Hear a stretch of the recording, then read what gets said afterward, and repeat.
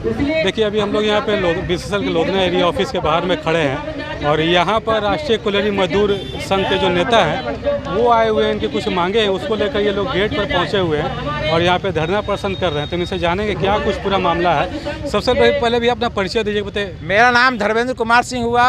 मैं लोधना क्षेत्र का एरिया सेक्रेटरी हूँ, RCMS से संबंध रखता हूँ और मैं लोधना क्षेत्र का यूनियन करता हूँ। क्या कारण आज आप लोग यहाँ पे विरोध प्रदर्शन कर रहे हैं? यहाँ प्रदर्शन, जो विरोध प्रदर्शन हमारे साथियों संगठित असंगठित मजदूरों के लिए किया जा रहा है। यहाँ बहुत ही समस्या है। अभी जयरामपुर कोयलरी में नई परियोजना चालू की गई है, उसमें धूलकण डस्ट उड़ रहे हैं। हम लोगों ने मैनेजमेंट से बात की थी, मैनेजमेंट के द्वारा कुछ पानी का छिड़काव किया जा रहा है लेकिन समुचित व्यवस्था नहीं है। हम उसको टैंकर को बढ़ाने के लिए यहाँ प्रदर्शन करें कि टैंकर बढ़ाया जाए, पानी का छिड़काव हो, स्थानीय लोगों को बेरोजगार मिले। बेरोजगार देने में यहाँ की कंपनी भेदभाव कर रही है। दूसरी है कि जो चेक पोस्ट से जयरामपुर की ओर मेन सड़क जा रहा है, जब तक उस सड़क को निर्माण समुचित रूप से नहीं कर दिया जाता तब तक उस सड़क को बाधित नहीं किया जाए। और दूसरी मांग है कि जो जीनागरा लोडिंग पॉइंट जो है, जहाँ ट्रक लोडिंग होती है, वहाँ के मजदूरों को DO धारक के द्वारा 18,500 रुपया लोडिंग की मजदूरी दी जाती है। वहाँ के नेता द्वय अपनी रंगदारी से 6,500 का ही भुगतान करते हैं। 12,000 रुपया की लूट हो जाती है। 12,000 रुपया कहाँ जाता है यही नेता लोग बताएंगे। उसके विरोध में हम लोग आए हैं। वहाँ 75 लोगों की लिस्ट है, जो 75 लोग वहाँ काम करते थे। उसमें से हमारे साथी संजय यादव ने इसका विरोध किया कि 18,500 रुपया जो मिलता है वो मजदूरों में बांटा जाए। इसके विरोध करने के बाद वहाँ के नेता द्वय, जो वहाँ अपने को असंगठित मजदूरों का नेता कहते हैं, इनके साथ 6 लोगों को निकाल दिया। उस निकाले हुए मजदूर को पुनः वापसी के लिए भी हम यहाँ प्रदर्शन कर रहे हैं और वापसी के साथ साथ मजदूरों की जो मजदूरी दी जाती है 18,500, उसमें बंदरबाट नहीं हो, रंगदारी नहीं ली जाए, टोटल 18,500 रुपये मजदूरों में दी जाए।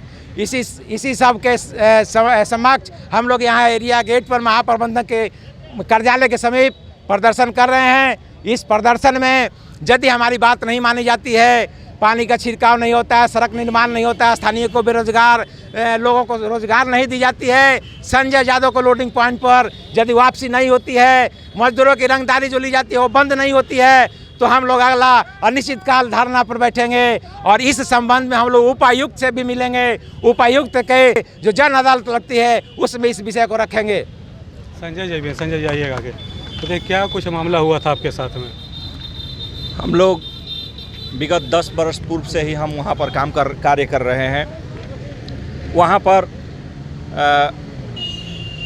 75 लोगों की जो लिस्ट है सर्वसहमति से बनी, उसमें मेरा भी नाम अंकित किया गया।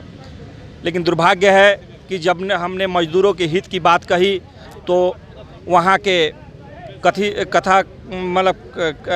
लीडर जो हैं, वहाँ के मजदूरों का नेता जो अपने आप को कहते हैं, वो षड्यंत्र के तहत हमें हटाने का काम किए। मेरे साथ 6 लोगों को अपने काम से वंचित कर दिया गया कोरोना काल के समय में। और मैं आज भी कई लोगों के पास अपने बातों को लेकर गया और मुझे कामयाबी नहीं मिली। मैं अपने कार्य पर आज भी नहीं जा पा रहा हूँ। इसके पीछे कारण यही है कि वो लोग संगठित होकर हमें फंसाने का षड्यंत्र करेंगे। इस डर से मैं नहीं जा पा रहा हूँ। डर लग रहा है आपको जाने में? इसलिए डर लग रहा है कि पूर्व में भी एक सरदार हुआ करते थे जिनका नाम अर्जुन दास था। उन्हें थाना में बुलाकर जलील किया गया और वो पुनः वापस घर चले गए। इस तरह से वहाँ जो 75 लोगों के नाम हैं उसमें आधा से लगभग आधा लोग गांव में चले गए हैं, यहाँ से विस्थापित हो गए हैं। फिर भी उनके नाम का जो पैसा है वहाँ के डंप संचालकों के बीच में बंटवारा होता है। हमारा मुख्य रूप से मांग था कि जो लोग यहाँ हैं उनको परेड कराया जाए, उनको आधार कार्ड से प्रमाणित करके उनको संगठित कर दिया जाए, यहाँ पर रेगुलाइज कर दिया जाए, एक आई कार्ड उनको बना दिया जाए ताकि वो कभी भी वहाँ लीगल होकर आए दिन वहाँ पर कोयला चोरी का भी समस्या होता है। तो मजदूर भी वहाँ पर जो हमारे जैसे जो सरदार के रूप में जो काम करते हैं वो डरे सहमे रहते हैं। जब पुलिस दौड़ती है उनके पास कुछ दिखाने का कुछ रहता नहीं है कि वो मजदूर हैं, सरदार हैं वहाँ के या कोयला चोर है। ये हमेशा वो डर के भावनाओं में जीते हैं। तो हमारा ये सब मांगों को देखते हुए वहाँ के लोग बोले तुम नेता बन रहे हो, धमकी दिया जा रहा है। हाँ, इस तरह की बातें कहकर हमें वहाँ से कार्य से वंचित किया है और मैं अभी भी संघर्ष कर रहा हूँ। इस संगठन के बैनर तले में आगे भी संघर्ष करूँगा जब तक कि हमें सरदारी बहाल नहीं की जाती। एक बात और बताइए, नई परियोजना जो शुरू हुई है, प्रदूषण का मुद्दा काफ़ी उठा हुआ वहाँ पे। पिछले दिनों झरिया विधायक भी आए थे, उन्होंने बैठक किया था। जीएम ने यहाँ पर आश्वासन दिया था कि हम लोग लगातार टैंकर की संख्या बढ़ा रहे हैं। कमी कहाँ पे रह जा रही है प्रबंधन की तरफ से? अभी कंपनी मैनेजमेंट महाप्रबंधक से जो हमारी बात हुई थी उसमें 8 टैंकर के लिए इंडेंट किया गया था।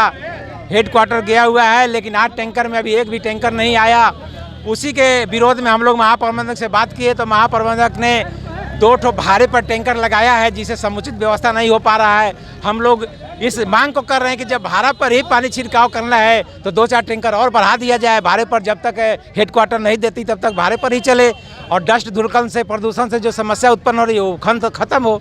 अगला रणनीति क्या रहेगा आप लोगों की 9 सूत्री मांग? 9 सूत्री मांग यदि नहीं मानी जाती है तो हम लोग अपने महामंत्री से मिलेंगे और उनके जो उनका जो ये बात रहेगी, उनका जो आदेश होगा उसके अनुसार हम लोगों का इसमें लिखा हुआ है कि अनिश्चित काल धरना देंगे। उसका तिथि तय करके फिर हम आप लोगों को सूचित करेंगे और महाप्रबंधक को सूचित करेंगे, प्रशासन को भी सूचित करेंगे और यहीं पे हम लोग अनिश्चित काल धरना देंगे।